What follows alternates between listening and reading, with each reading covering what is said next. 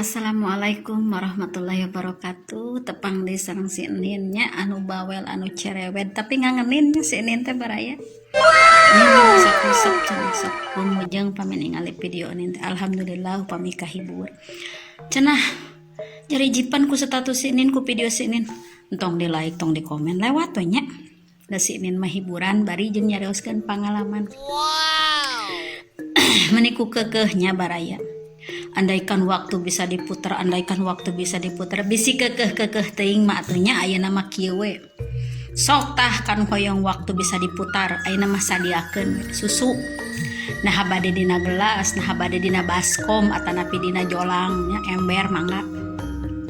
Ngarah eta si waktu teh siga Oreo bisa diputar, dicilat, dicelup, mamam we. Wareg baraya.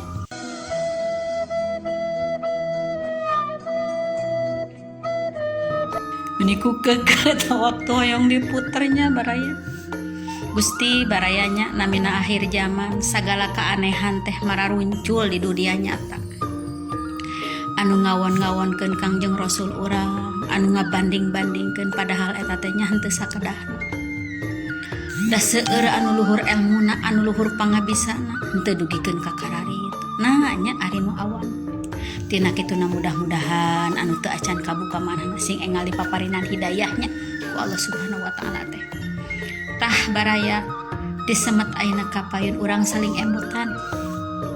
Urang saling elingan. Da si ini geus sanes jalmi pinter balaya ngan si Enin mah resep mecoblak lamun cek urang Sunda Cianjur. Resep ngabaceo siga manuk beo. Heueuh da pantes cenah si Enin mah da tai lalatna ge dina ieu cenah. Da teuing atuh. Maka aya tai lalat di dieu bawel si Enin teh baraya. Tapi bawelna insyaallah dianggo manfaatnya. Tah eta bisi kekeh teuing mah nya cenah hoyong diputer cenah waktu teh sok lah ayeuna mah saradiakeun susunya. Tah baraya ayeuna nya akhir zaman teh seueur jalmi-jalmi teh nya anu kararieu. Heueuh lamun nek niat sedekah mah teu kudu ditampilkeun, teu kudu dipamerkeun. Yeuh aing bisa mere kasih pulan, yeuh aing bisa sedekah kasih pulan.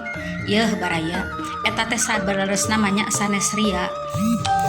Pan seueur ayeuna mah nya anu di pelosok-pelosok henteu kataringali, henteu tararangan. Sugan ari diupdatekeun kana media sosial model anu teu damang di pagunungan, model si emak ning di pagunungan anu hirup nyorangan. Ari tos diangkat kana media sosial maningnya pada nge-like, pada komen, pada naros di mana eta alamat mah. Tah eta ulah dicanak suudona, canak manfaatna. Ayeuna cenah si A majang status, budak si anu ieu gering. Kudu dioperasi butuh biaya, sok saha anu bade niat sedekah. Tah ieu cenah bili bade ngintun donasi, tah ieu cenah nomor rekeningna, tah ka dieu ngintuna. Eta teh sanes naon kitu sanes dipamer-pamer, nyuhunkeun bantosan baraya. Sareng ngadeuynya ayeuna urang anu gaduh acis, anu gaduh naon dor dipajangkeun nya misalkan.